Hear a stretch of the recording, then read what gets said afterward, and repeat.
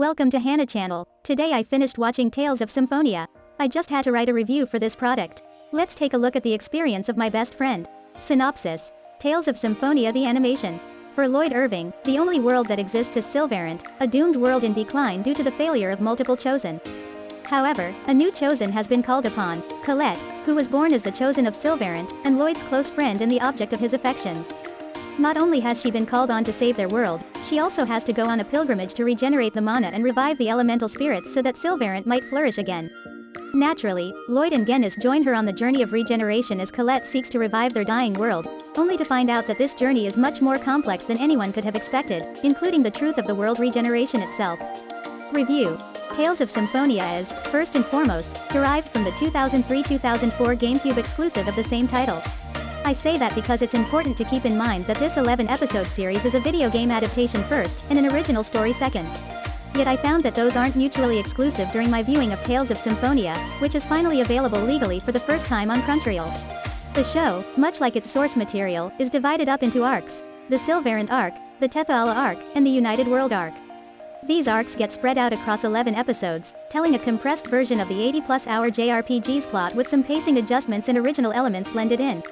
Our story first begins in Sylvarant with protagonist Lloyd Irving, who, at first glance, appears to be your typical hot-headed sword-wielding character. A lot of his personality is slash first, ask questions second, though this is toned down from the game where he can come across as downright cocky.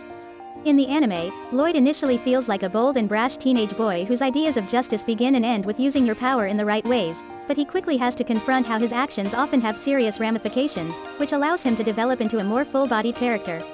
This is but one of the various clever character-building tricks up Tales of Symphonia's proverbial sleeve, as Lloyd and his companions' seemingly template characterizations at the start are quickly deconstructed and allowed to develop in interesting ways, right until the very end when the story wraps up.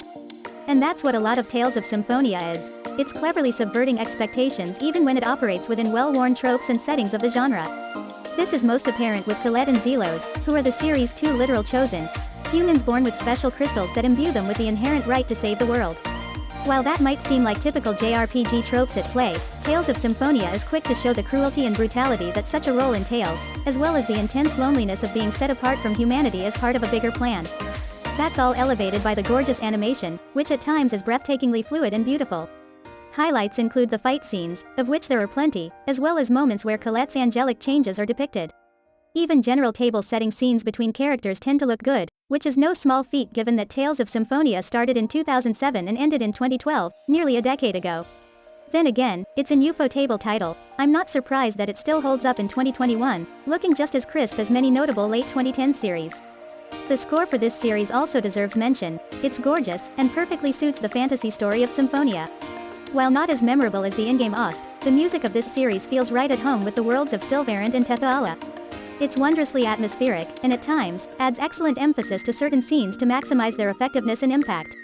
Ziz Studio really created a banger of a soundtrack. I'd love to have this in my collection for sure. The music is also complemented by the sound design, directed by Jin Akitagawa. The distinct instrumentation and sound effects instantly transports viewers into the fantastical worlds of Sylvarant and Tethala. All in all, the visual and aural elements of Symphonia blend together to create a magnificent high fantasy story that has definitely stood the test of time, for the most part. There are definitely some foibles in Tales of Symphonia, the most prominent of which is how the plot kind of hiccups around at times. I chalk that up to, once again, compressing an 80-plus hour game into 11 24-minute chunks. 5-ish hours is simply not enough for a story of this size, and at times, it may confuse viewers who don't have the advantage of nostalgia, or general knowledge of the series, on their side. I'm also not a fan of Genis' subplot around his crush on Prisa.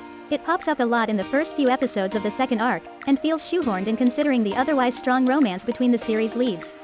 Another major oversight is the subtitles, which are presented in a yellow so fierce, and font so small, that it's hard to recommend this for viewers who use subtitles as part of their viewer experience, especially since this is a series with a lot of in-world jargon. I hope this will be rectified should Tales of Symphonia get a physical release outside Japan. For now, this series remains hard to watch on a laptop or tablet screen.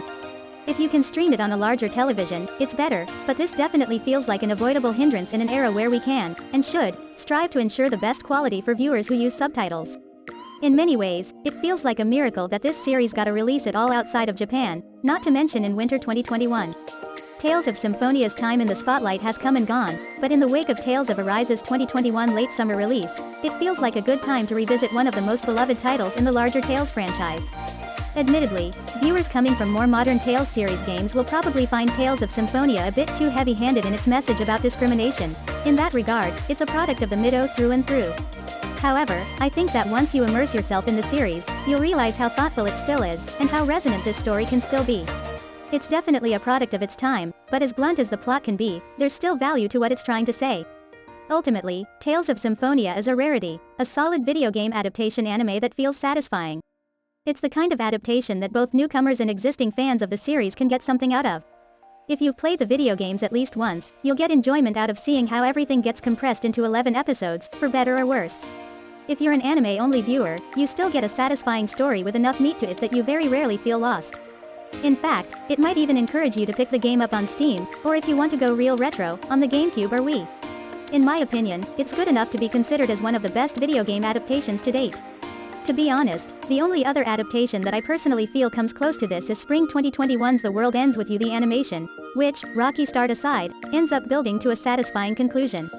At 11 episodes, Tales of Symphonia is a perfectly bingeable series that will introduce you to a fascinating world, lovable characters, and a story that exemplifies the Tales series' origins, and hopefully, inspire you to rediscover Tales of Symphonia as a game. Grade. Overall, B+ story, B animation, A art, A music, A++ genuinely thoughtful story that subverts the Chosen One trope. Authentic and heartfelt chemistry between Lloyd and Colette, polished and impactful animation, especially during the fight scenes. Gorgo's soundtrack minus subtitles can be hard to read. Pacing can be a bit jumpy at the start. Message can be heavy-handed.